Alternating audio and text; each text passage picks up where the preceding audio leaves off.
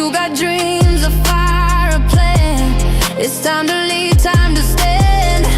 Stand tall, no chains can hold you. Your heart's alive, the truth will show through. No turning back, it's your hour. This is your time to take back your power. Step into your power, don't look away. This is your rise, your brand new day. You're unstoppable, unshakable. Nothing can break your soul today. Step into your power, let the world see the strongest version of you and me. Step into your power, take your space. You're enough, you're bold, you're full of grace.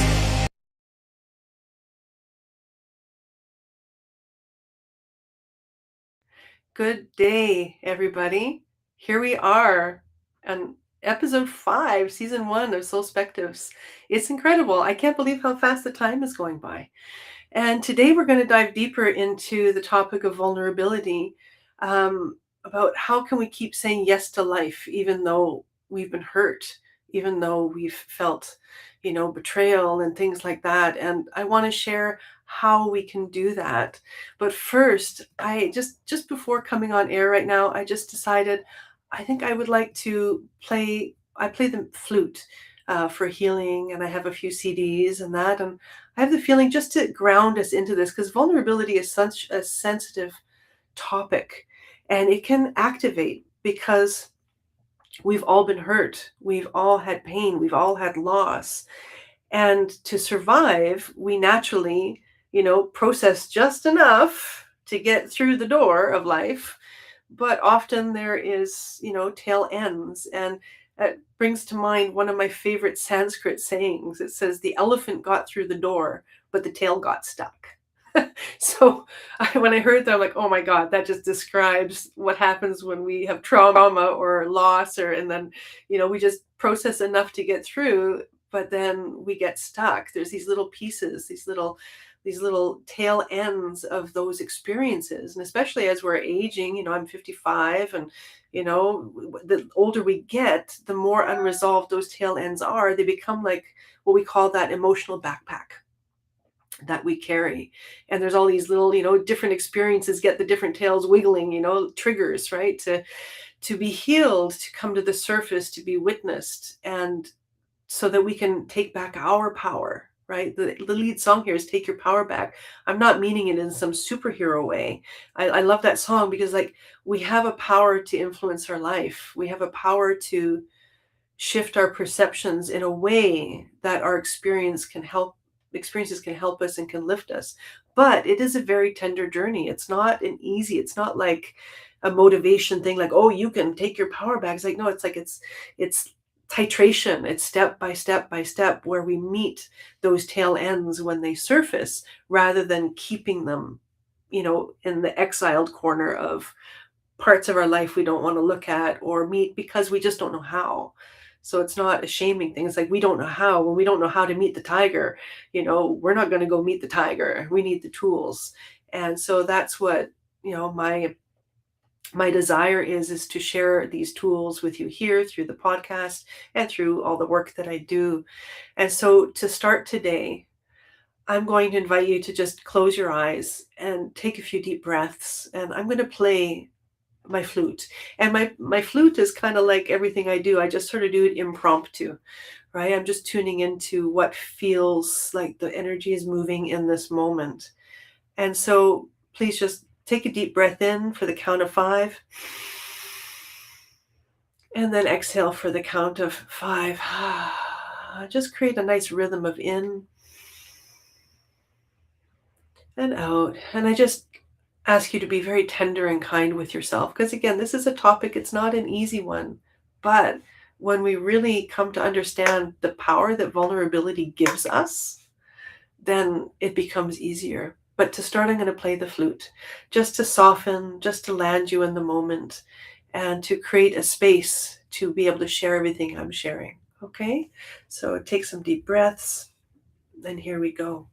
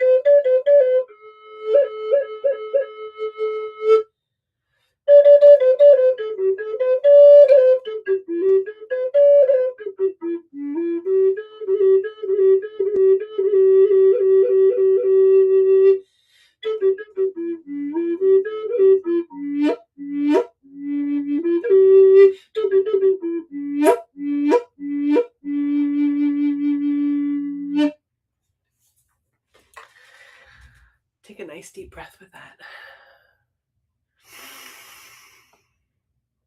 And I know the flute can stir a lot of feelings in the heart. The first time I heard the flute, it just jumped into my soul. And then I just knew I had to learn. And then I think I already shared that. Yeah, I shared that in one of the episodes already, and it just became my voice for processing a lot of the stuff that I experienced that was really hard. So take a deep breath, and I just invite you to reflect on exploring the possibility, that vulnerability, as I mentioned last week, is one of the fundamental conditions of being fully alive. It has absolutely nothing to do with weakness. It has nothing to do with exposing ourselves to danger. It has nothing to do with recklessness. It's actually a foundational condition to feel and live fully alive. It's about being open to the moment, to truth, while remaining in relationship with ourselves. And a big part of why we are afraid of vulnerability is because what I've observed is our relationship to self is wanting. We're needing to develop a deeper relationship to ourself, to know ourselves, to learn our biology, to learn our patterns, to know our habits, to understand the connections of why we are how we are. Because we all started out vulnerable, open, just wanting to extend love and receive love and play. And we couldn't wait to get up in the morning. We hated going to bed because there was so much exploration. And yes, of course, we were running most on our right side brain, which is the creative abstract, until we're about 7 years old. And then we start shifting to the left brain for more reasoning and rationale. But what I have observed is that our world sort of focuses on overdeveloping the left brain and underutilizing and underdeveloping our right brain, our creativity. And I used to teach at a Waldorf school in Germany, and Waldorf, the whole method of that school was to develop a balanced brain where our left brain is strengthened simultaneously with our right brain. And it's a very beautiful way to understand life. And for me, in my own struggles too, it was like, okay, sometimes I was just too caught in the mind and the stories and needing to dive deeper into the creativity. And that's why the flute was such a medicine for me, because it made me get out of my mind that could spiral me in places that I really didn't want to be. But at that time, I didn't have control of my thinking. I didn't have the mastery that I have now, but playing the flute is what helped me to do that. So we explored last week that, vulnerability and curiosity, I use the metaphor as like the swing dance of the soul, right? Vulnerability says, I don't know what happens next, but I'm willing to remain open. And then curiosity says, okay, let's see, let's explore, let's discover, right? And the moment our life stopped becoming a discovery like it was when we were a child, that's when we kind of got locked in to beliefs, stories, misunderstandings of our own child self, because we didn't know how to process the experiences we were living in our world. Like for me, I'll touch into this later. My mother left when I was 7. And, I knew it impacted me, but I had no idea just how much it had impacted me. And it wasn't until I was ready to really meet that full pain that I was able to move it. Right. So, but we spend so much time of our life avoiding feeling pain and avoiding the discomfort of change that we entrap ourselves. And we wonder why we don't feel alive. We wonder why life doesn't feel joyful anymore. It's because we've created a comfort of certainty around us based on what we think we know. And vulnerability is basically saying, I'm willing to step out of that comfort zone to realize that there may be more that I don't see and understand here. There may be something else for me that I can discover and I can explore to expand my life rather than shrinking it down, right? So when we get hurt, right? When we've experienced heartbreak, betrayal, sorry, I got something in my eye, rejection, disappointment. Oh, I got a little eyelash just dropped in my eye. Failure. Oh, there we go. I think I got it. Or loss.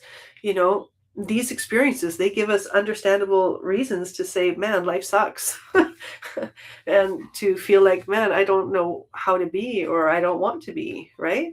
And I've been at those thresholds, so I know those dark spaces of feeling so lost and so confused by what my experience was, of life, until I found my navigation through those darker spaces, which is now why I do what I do, because I want to, give what I can so other people can find their way. You can find your way through those dark spaces that are human, they're inevitable. They happen because we live in this world of contrast and duality, and things happen. But just because things happen doesn't mean that life is bad or lacking of meaning.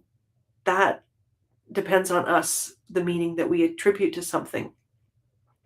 Like I was saying in one of the other episodes, they've discovered that trauma is not solely what happened. Oh my God, this is so funny here. It's not solely what happened to us, but it's the impact. So when there is enough love around a situation, we integrate it, we metabolize it with greater ease, and then it doesn't leave that kind of a strong imprint in our body. But if we don't have the support, if we don't have the understanding, we don't have the guidance, then naturally we are not going to be able to metabolize it. So that's when it becomes this exiled feeling and emotion inside us, and we're afraid to touch it because it was so painful when it happened. So healing requires us to meet the pain that caused us to shut down in the first place, right? Being vulnerable means we have to meet that. And without the tools, we don't want to. And that's understandable, right? So how can we keep saying yes to life when life seems to have given us every reason to say no? And I'm sure everybody here watching can agree that, you've had experiences and you've already made it through many because you're here, right? So you've got evidence you can make it through. But there's so much going on in the world too. And it's like, well, what is life? What am I? Who am I? Why am I here? What is this about? And that can create a fear, or it can create, again, the openness of curiosity and discovery. So we have two ways we can go with that. And so I'm going to invite you to take a deep breath. I'm going to invite you to go the path of discovery, because fear is always a false messenger anyways, unless it's the two fears that we're born with, fear of falling and the fear of a loud sound. So other than that, they're all learned and they're programmed. And so when we choose the path of discovery over fear and curiosity, we come back alive. And again, that takes vulnerability. So that's why it's our superpower when we understand it properly, right?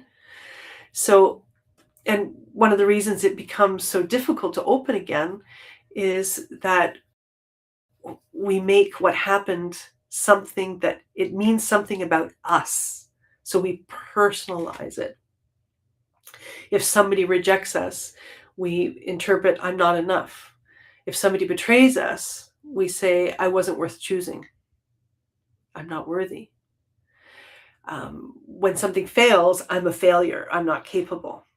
I've had all of those, by the way, that I've worked through. And when someone closes their heart to us, then we interpret, there must be something wrong with me.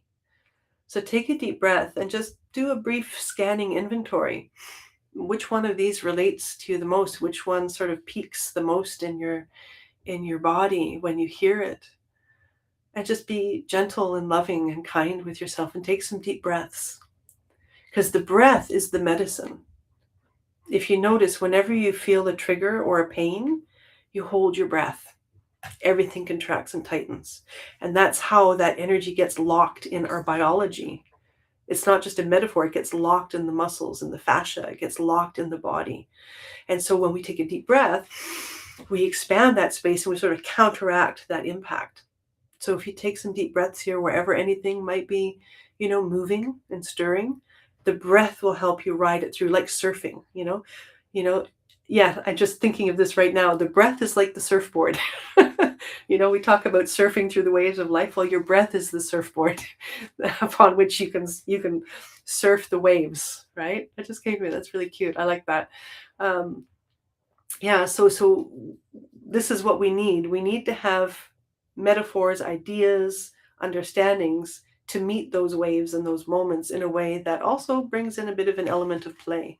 Because when we're playful and curious, then we learn faster than when we're dreading doing something, right?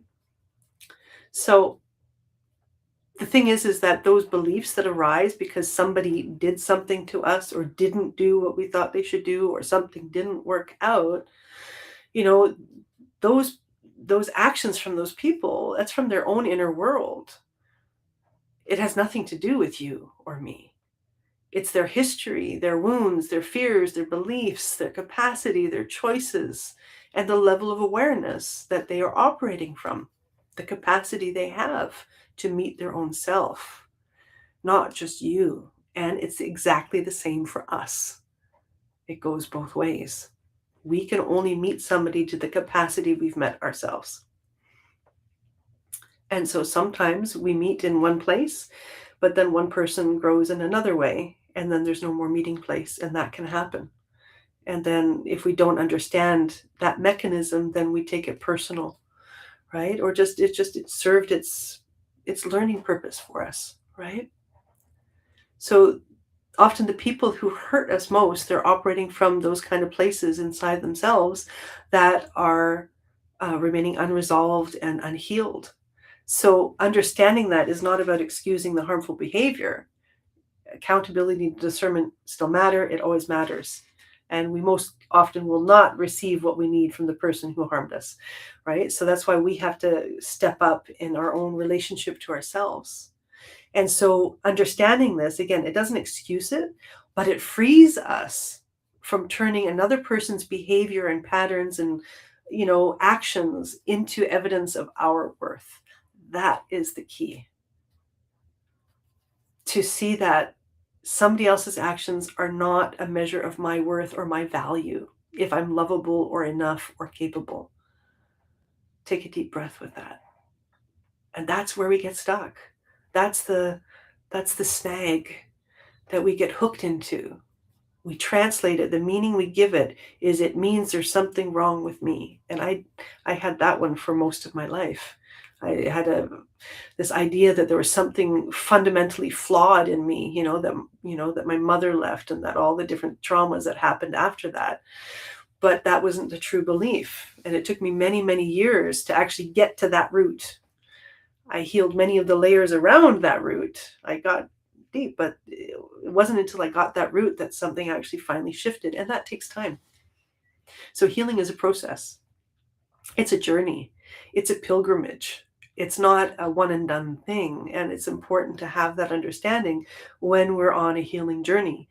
And healing actually means to integrate and to restore to wholeness, which is what the journey is when we are alive.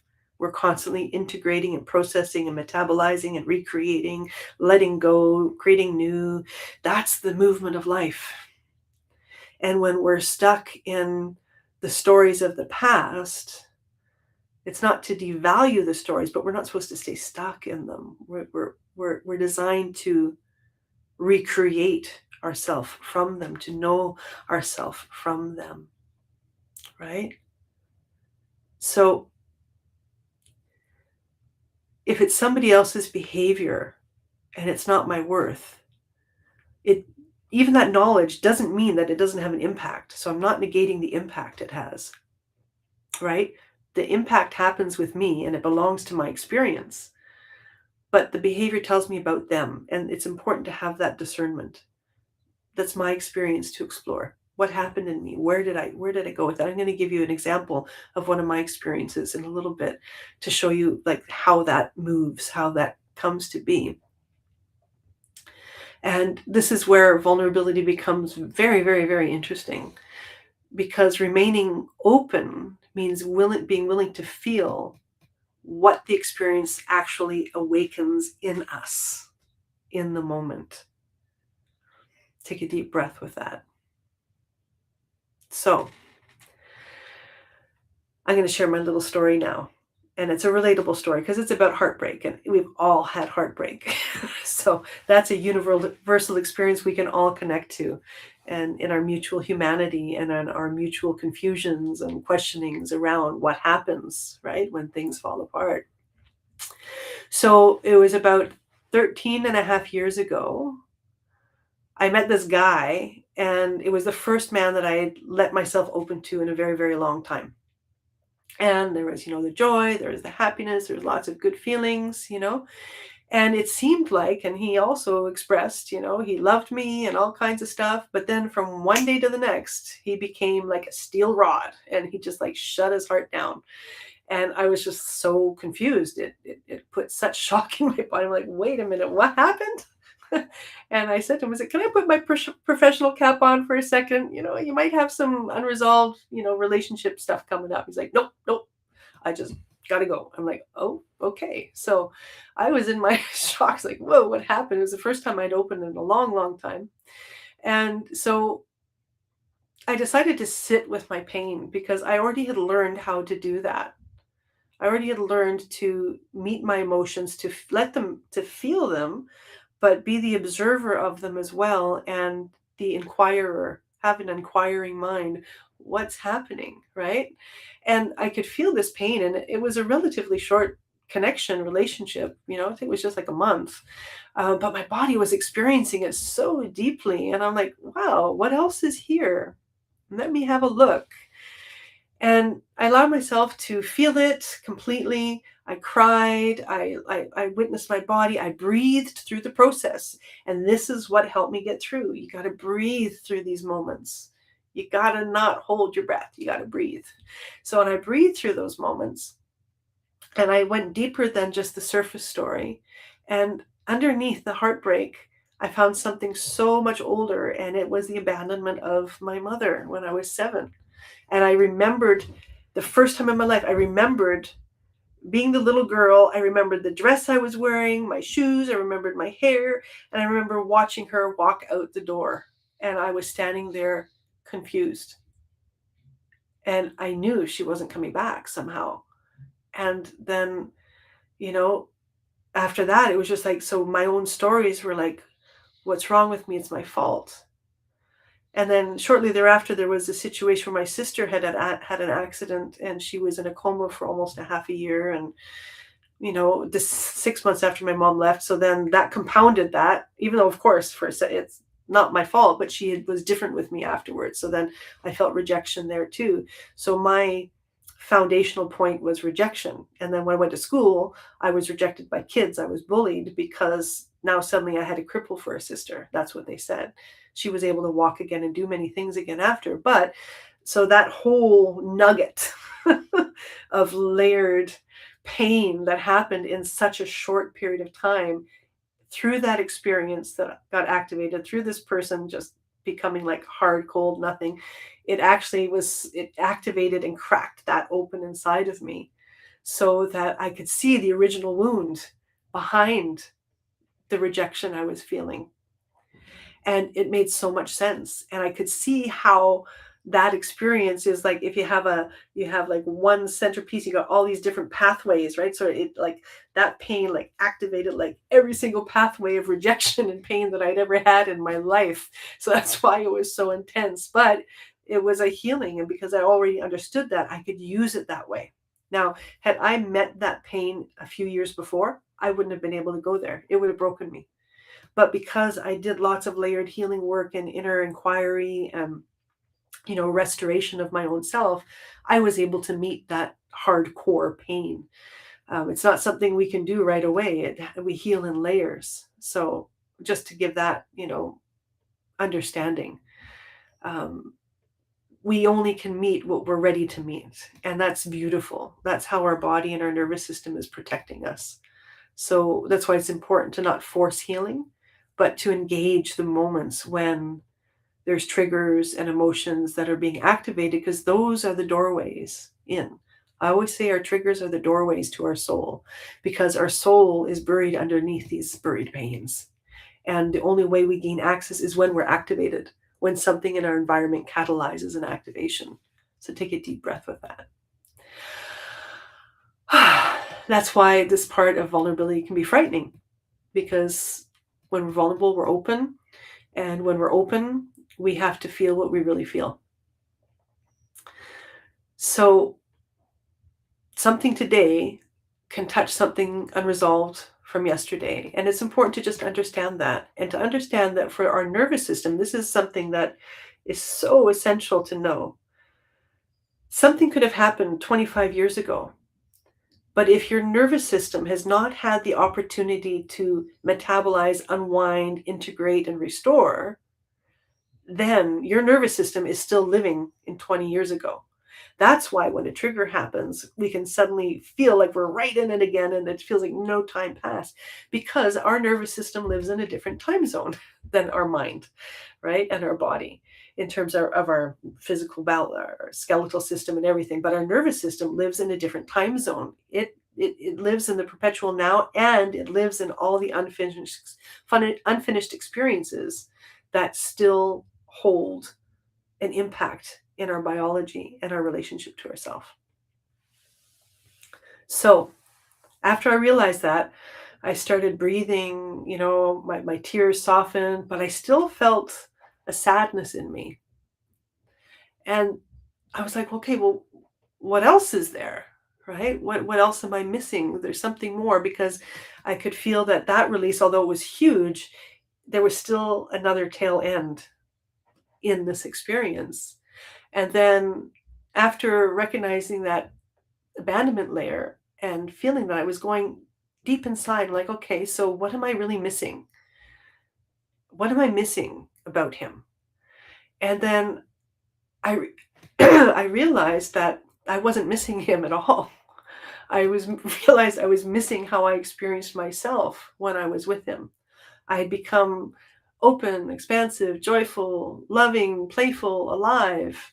And I suddenly realized in that moment, and it was like literally like an aha moment, just shifted a second. It was very, very powerful. And then I realized that experience was happening in me. So it's mine. It's my experience, and he certainly was a catalyst for it. Relationships influence us. That's what they're supposed to do, right? We awaken things in each other all the time, right? That's the whole purpose of relationship. We're mirrors of our love, we're mirrors of our best self, and we're mirrors of our unconscious self as well, right? So he had brought a catalyst into my world that brought me into connection with that part of me.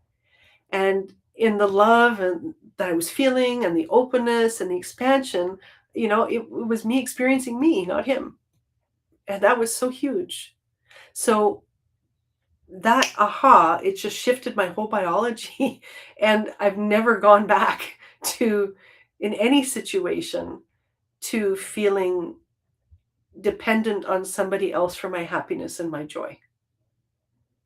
And that's the key.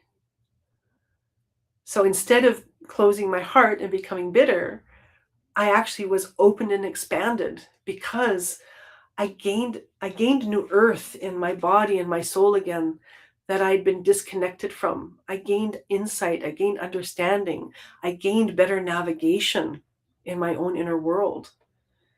And because of that, I was open to meet the love of my life, but I'd actually already I'd made a statement to myself, like, okay, I'm okay to be alone if that's okay. But I said, universe, if there's somebody I can share my soul with, then bring him.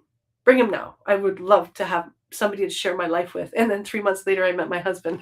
We've been together for 13 years now.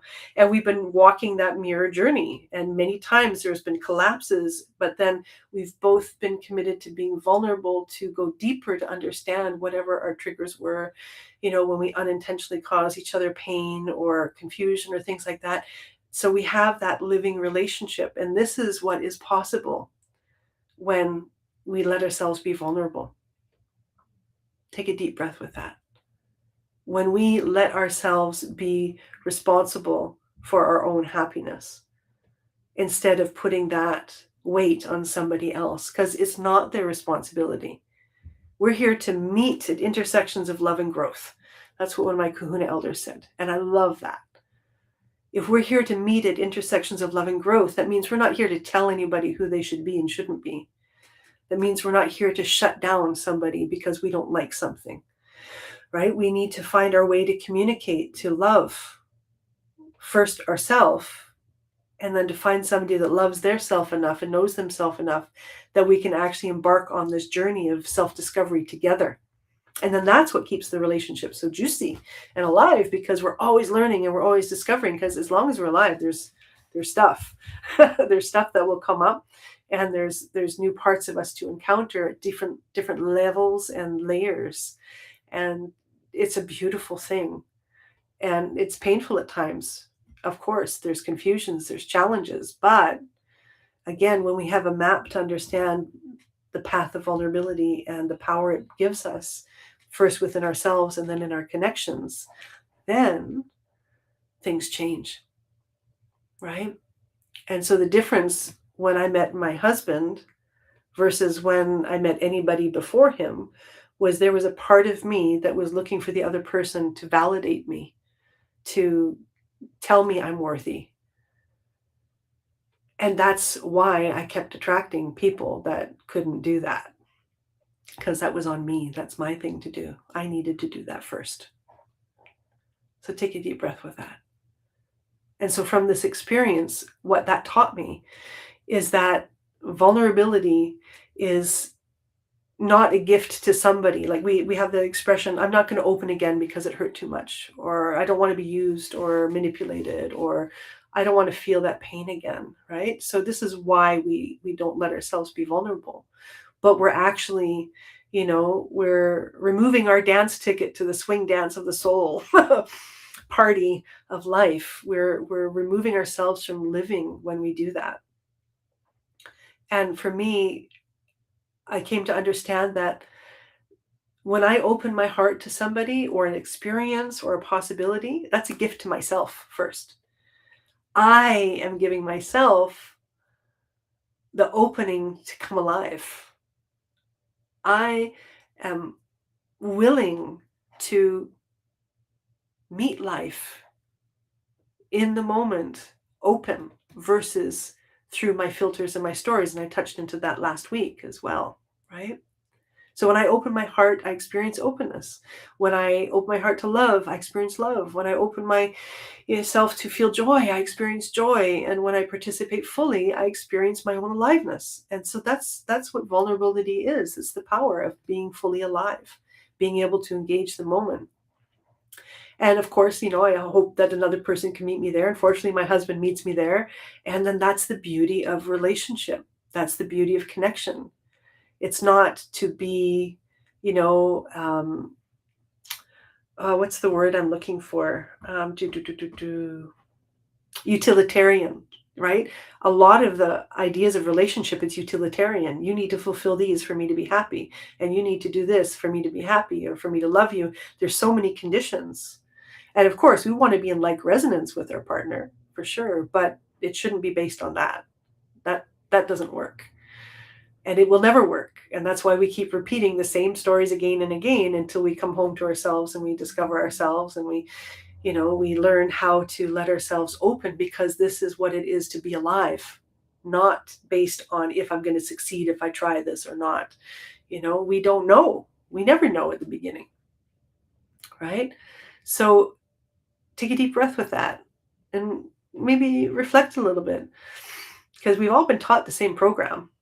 All the Hollywood movies show it too, you fulfill me, you complete me, but they don't say what that actually means.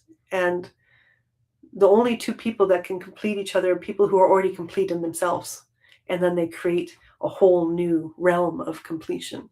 That's the juice right there. When two people can come together and bring their own happiness, their own curiosity, their creativity and their aliveness, and they share it. And that's the completion. That's that energy. Not you fulfill everything on my list. Sorry, that don't work. And it will lead to a perpetual path of suffering. It doesn't work.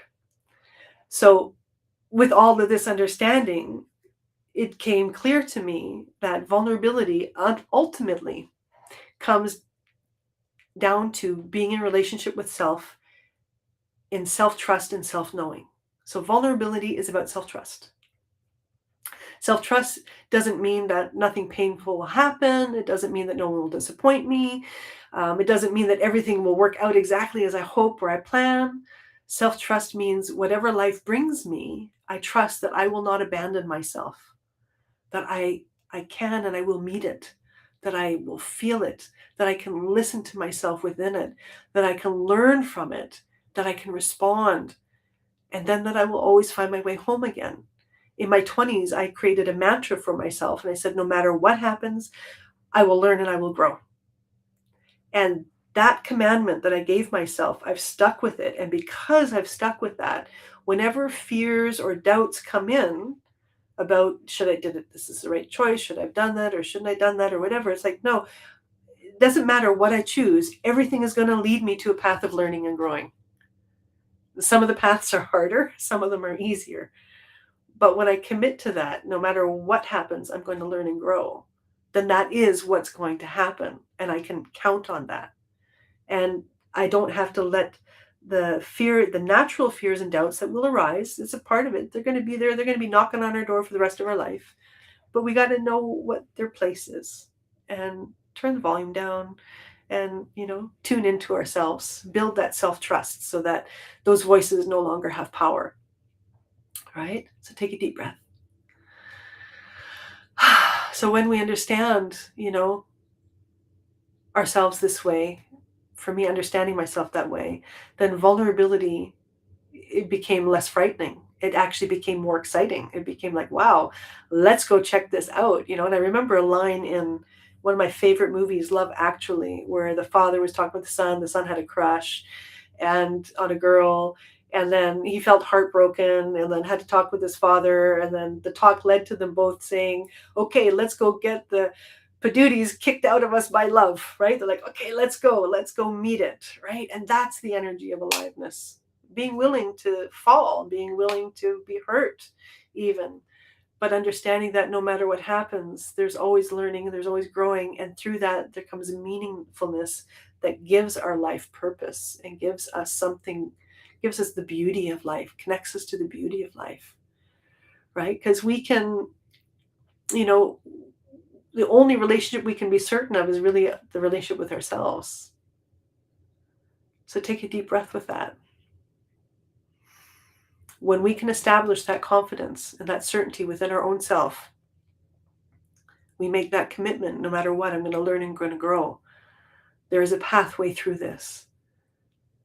Then possibilities open because we're choosing possibility versus impossibility. I wrote a chapter in Cracking the Rich Code. It was endorsed by Tony Robbins, who was pretty cool. And it's called The Power and Possibility of You. And basically vulnerability, I'm talking about vulnerability in that chapter too. We need to be vulnerable in order to open our possibilities. We can't be closed off and have dreams, but not open ourselves to have life move through us, right?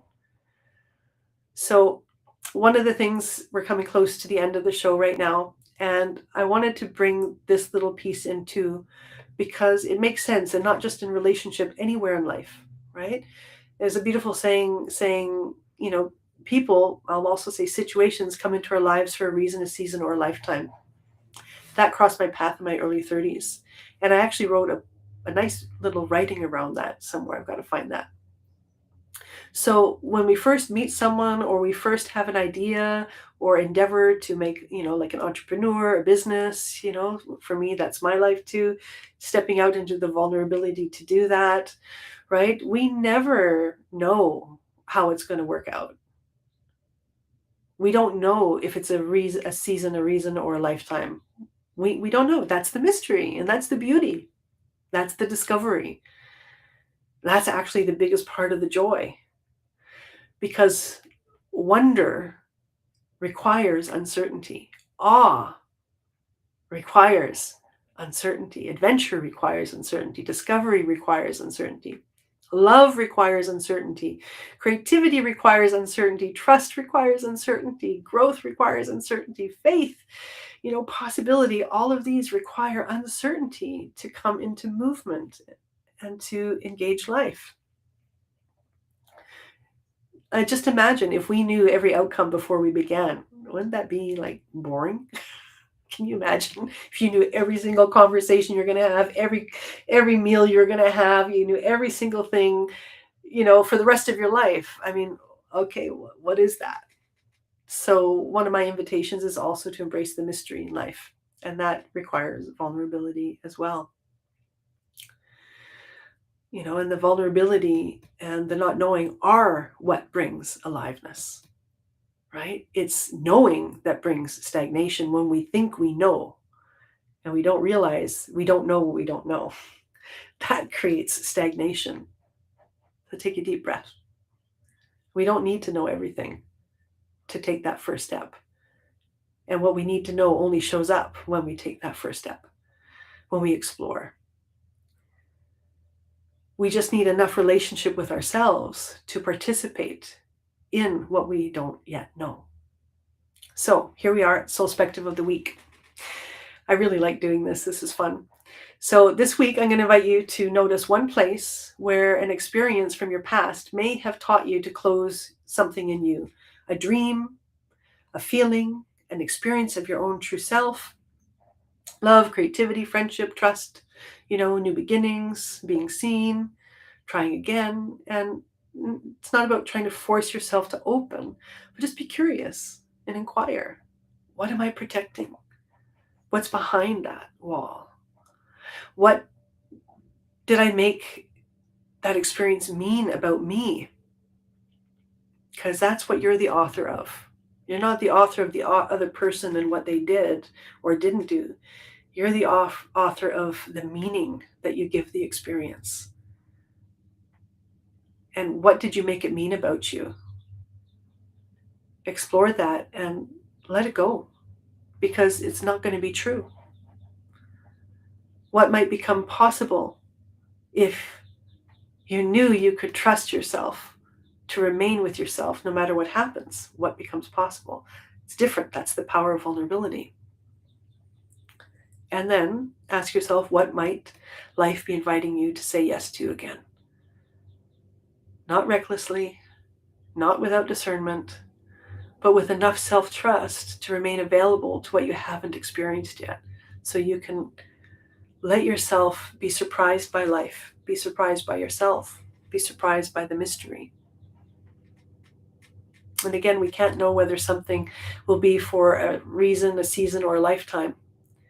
But we can know that if we have that self-trust to stay present, we will be present and we will be able to bring ourselves through whatever it is that experience brings us, right? We don't know where the next yes will lead. And we're not supposed to. We're just supposed to follow the yes of this moment and know that if there's a strong yes, it's leading me somewhere. And then I just got to follow the breadcrumbs, follow the leads that it gives me, right? Because life isn't asking us to predict it. That's not what we're here for. We're being asked to participate in life. And vulnerability is the only way we can fully participate. So again, we are done for today. As always, stay curious, stay compassionate with yourself and stay in relationship and connection with yourself. I end the show with that just to anchor that in, because that's really ultimately what it's all about, and to remain available to possibility. That's a new one I'm adding today. Bless your week, meet the moments, and I'll see you next week. Thanks so much for being with me here, and like and subscribe. I got to get in the habit of doing that. Please like and subscribe if you feel like this show gave you something of value and worth. Then that helps it to circulate further in the world to reach more people. Okay, thanks so much. Cheers. Bye. Step into your power, feel it rise. No more hiding, no more compromise. You're the light, you're the spark, burning bright. This is your moment, this is your life.